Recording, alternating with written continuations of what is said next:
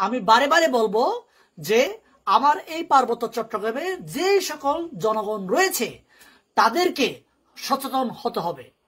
আপনাদেরকে ভুল পথে ধাবিত করার চেষ্টা করছে, ভুল পথে ধাবিত হওয়ার ফলে আপনারা রাজপথে নামছেন। আমি আমি দ্বিমত পোষণ করছি না যে আপনি ধর্ষণের বিচার চাচ্ছেন, কিন্তু ধর্ষণের বিচার চেয়ে আপনি যদি বলেন সেনা ক্যাম্প হটাতে হবে, সেনা উচ্ছেদ করতে হবে, আদিবাসী বলে পরিচয় দিতে হবে, তাহলে আমাদের পরিচয় কিন্তু বিকৃত হয়ে যাচ্ছে। আমার পরিচয় শাক, ঠিক তেমনি মারমা, খিয়াং, খুমি, বম, লুসাই, পাংখোয়া, মারমা, টনচঙ্গা, আমরা প্রত্যেকের আলাদা পরিচয় রয়েছে। এই পরিচয়ে বেঁচে থাকার জন্য যদি অধিকারের জন্য রাজপথে নামতো, তাহলে তাদের পক্ষে আমি কথা বলতে পারতাম।